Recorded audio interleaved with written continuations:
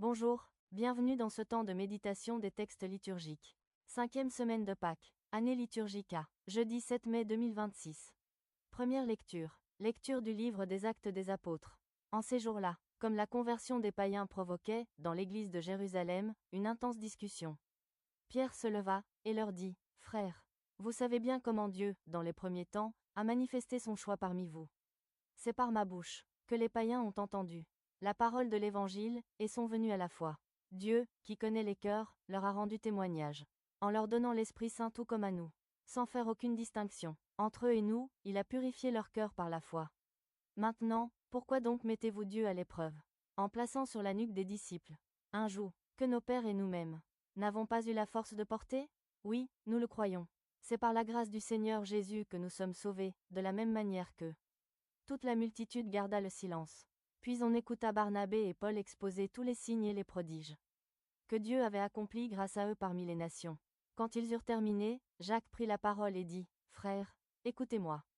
Simon-Pierre vous a exposé comment, dès le début, Dieu est intervenu pour prendre parmi les nations un peuple qui soit à son nom. Les paroles des prophètes s'accordent avec cela, puisqu'il est écrit, après cela, je reviendrai, pour reconstruire la demeure de David qui s'est écroulée.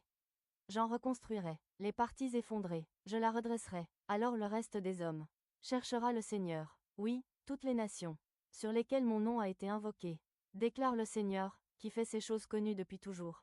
Dès lors, moi, j'estime qu'il ne faut pas tracasser ceux qui, venant des nations, se tournent vers Dieu. Parole du Seigneur. Psaume, racontez à tous les peuples les merveilles du Seigneur. Chantez au Seigneur un chant nouveau. Chantez au Seigneur, terre entière.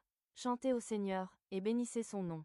De jour en jour, proclamez son salut. Racontez à tous les peuples sa gloire, à toutes les nations ses merveilles. Allez dire aux nations, le Seigneur est roi. Le monde, inébranlable, tient bon. Il gouverne les peuples avec droiture. Acclamons la parole de Dieu. Alléluia, Alléluia, mes brebis écoutent ma voix, dit le Seigneur. Moi, je les connais, et elles me suivent. Alléluia, Évangile. Évangile de Jésus-Christ selon saint Jean. En ce temps-là, Jésus disait à ses disciples, « Comme le Père m'a aimé, moi aussi je vous ai aimé. Demeurez, dans mon amour. Si vous gardez mes commandements, vous demeurerez dans mon amour. Comme moi, j'ai gardé les commandements de mon Père, et je demeure dans son amour. Je vous ai dit cela, pour que ma joie soit en vous, et que votre joie soit parfaite. » Acclamons la parole de Dieu. Méditation. La liturgie nous invite aujourd'hui à méditer sur la fidélité et sur l'amour de Dieu. Les apôtres ont choisi le dialogue, l'écoute et l'unité. Ils ont accueilli tous ceux qui venaient vers Dieu, sans leur imposer un poids inutile. Dans l'Évangile, Jésus nous donne une parole essentielle, « Demeurez dans mon amour ». Demeurer, cela signifie rester fidèle. Tenir bon, même dans les difficultés. Et Jésus nous montre le chemin, « Si vous gardez mes commandements, vous demeurerez dans mon amour ». Aujourd'hui encore, ces paroles nous sont adressées. Sommes-nous capables de rester fidèles au Seigneur, dans les moments de joie? Comme dans les épreuves? Prière. Seigneur, te rester fidèle est souvent difficile dans mon cheminement. Lorsque ma faiblesse me fait tomber, que ta grâce et ta miséricorde me relèvent. Amen. Action. Aujourd'hui, prie pour ceux qui ne croient pas, et pour ceux qui sont faibles dans leur foi. Conclusion. Excellente journée, sous la divine protection, par l'intercession de la Sainte Vierge Marie. Que le Seigneur vous bénisse, et vous garde dans sa paix.